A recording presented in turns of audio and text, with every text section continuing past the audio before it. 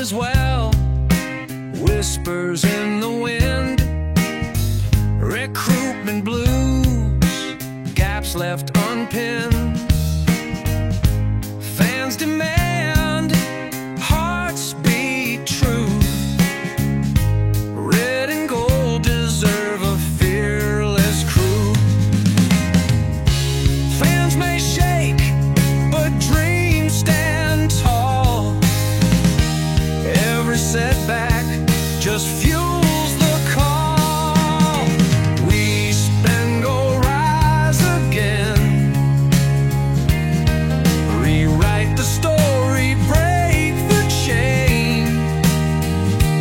Do your homework, build it right. Next season shines in golden light. Missing pieces, holes to fill. Starter G sharp, precision, skill. Arian's faith won't fade away. The fortress stands come Derby Day.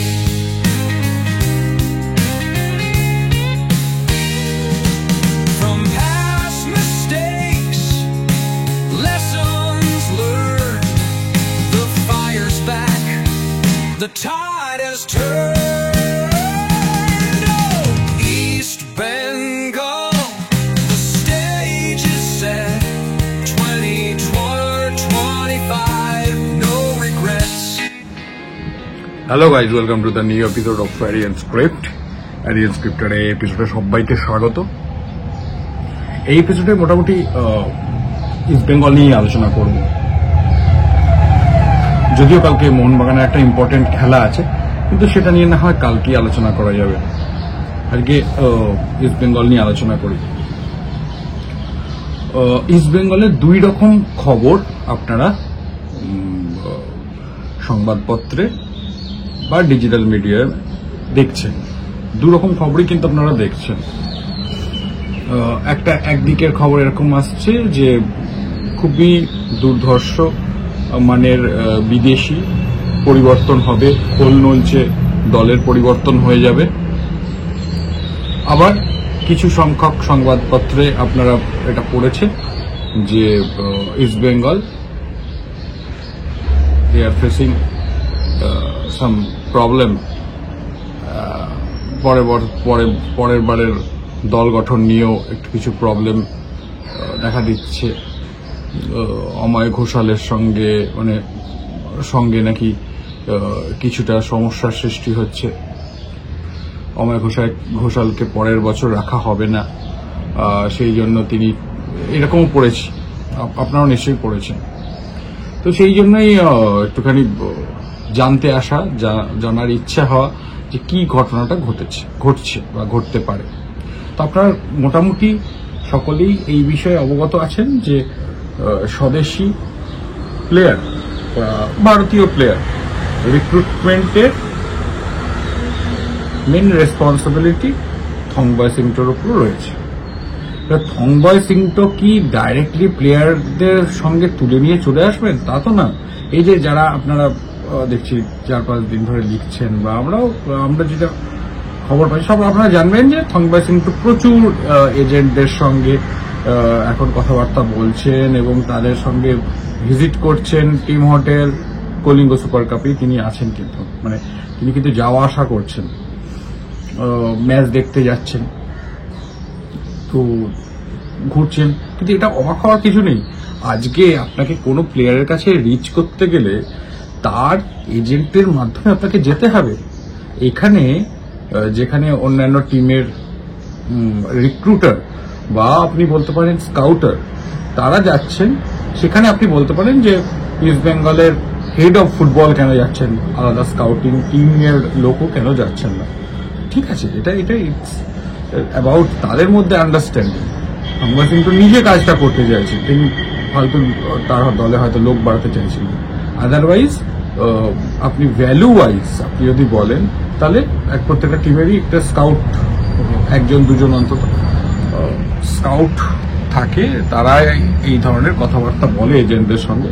কোনো টিমের হয়তো head of football directly কথা বলে না, তবে এটা ঠিক যে সব টিমেরই হেড অফ দ্য ফুটবল যিনিই থাকেন, মানে আমি নামে বলছি না, ডেজিগনেশন আলাদা আলাদা হয়, কোথাও স্পোর্টিং ডাইরেক্টর থাকে, কোথাও সিটিও থাকে, নাম আলাদা থাকে, but head of the football কেউ ডাইরেক্টলি ফার্স্ট অ্যাপ্রোচ করে না, যেটা থংবাই সিংটো এবার করছেন। ঠিক আছে না, অসুবিধার তো কিছু নেই সেরকম, তাকে যেরকম রেসপন্সিবিলিটি দেওয়া হয়েছে সেই রকম। আর আরো একটা জিনিস আপনারা জানবেন যে থংবাই সিংটো বা ইস্ট বেঙ্গলে কিন্তু আরো বেশ কয়েকজন পরামর্শদাতা বিভিন্ন ক্যাপাসিটিতে এবার যোগদান করেছে।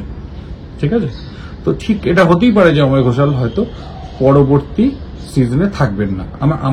আমি এটা একটু আলোচনা ভিত্তিক করতে চাইছি, আপনারা বলুন যে আপনারা আমার সঙ্গে একমত কিনা। হ্যাঁ, আজকে থাম্বনেলে আমি অবশ্যই লিখেছি এবং টাইটেলে দেখে আপনি বুঝতে পারছেন যে ইস্ট বেঙ্গলের দল গঠনটা পিচ বাঁও জলে বলবো না, প্রচন্ডভাবে ইস্ট বেঙ্গল ম্যানেজমেন্ট চাইছে এবার ভালো দল করতে, কিন্তু সংগঠিত নয় আর কি, মানে ঠিক সামঞ্জস্যপূর্ণ নয়। প্রাথমিক কারণটা এটা বলছি, ধরুন খবরের কাগজে এরকম রিপোর্ট উঠে আসছে যে অময় ঘোষালকে পরবর্তী সিজনে রাখা হবে না।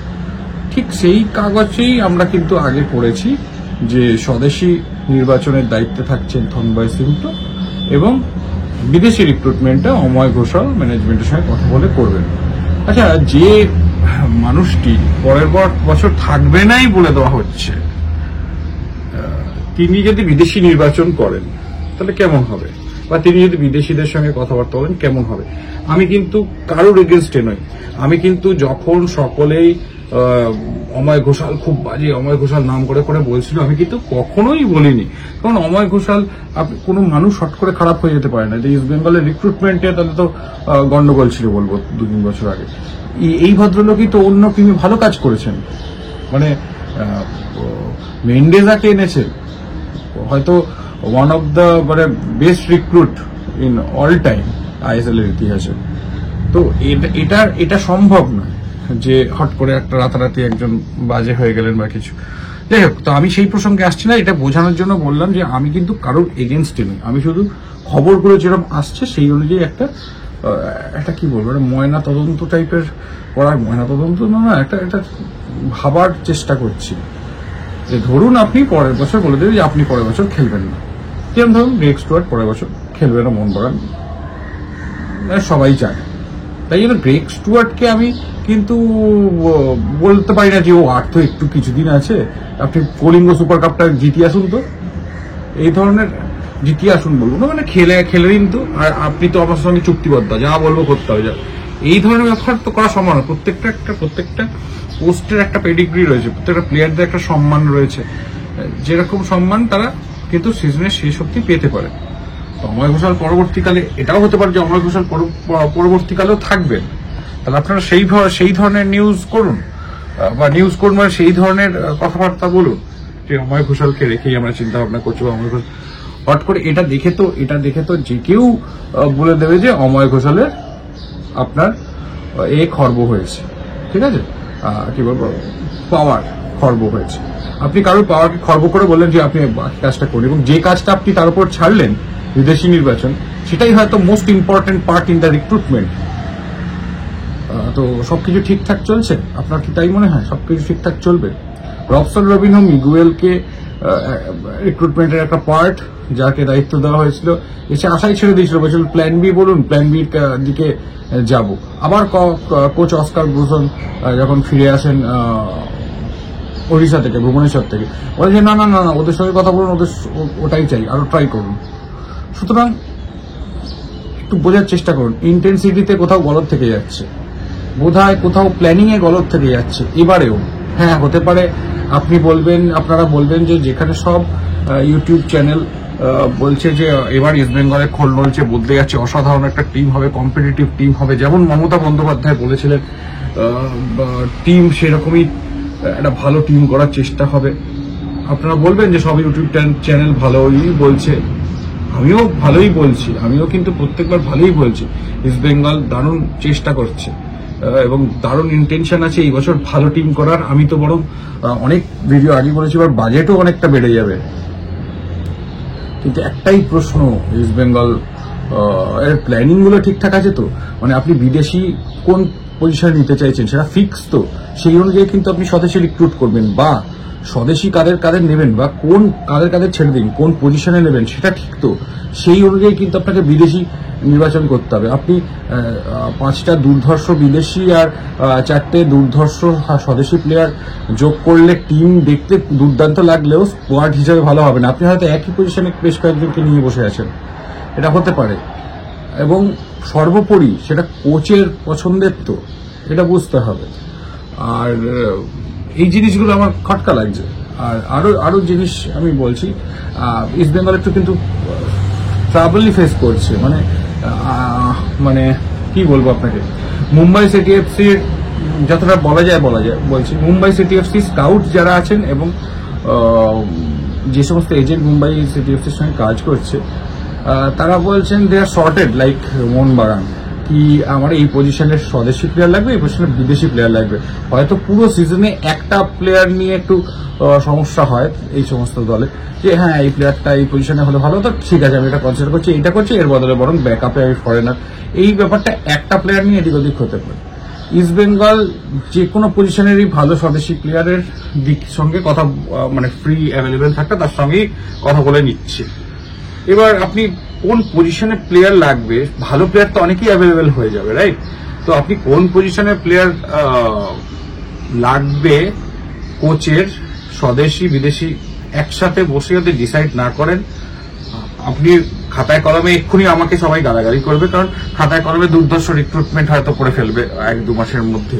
তবে কি আরিয়ান স্ক্রিপ্ট বলেছিল খুবই বাজে রিক্রুটমেন্ট হবে, আমি বাজে রিক্রুটমেন্ট একবারও বলছি না, দারুণ রিক্রুটমেন্ট হবে, কিন্তু সেটা কি প্ল্যানিং অনুযায়ী হচ্ছে? কেননা আমরা কিন্তু রেজাল্ট চাই ইস্ট বেঙ্গলে এই বছর। রেজাল্ট করতে গেলে একটা কি সমন্বয় সাধন দরকার, একটা সমন্বয় দরকার, সবকটা একই লাইনে থাকতে হবে সবাইকে, এটাই আমি বলতে চাইছি, আর কিছু বলতে চাইছি না।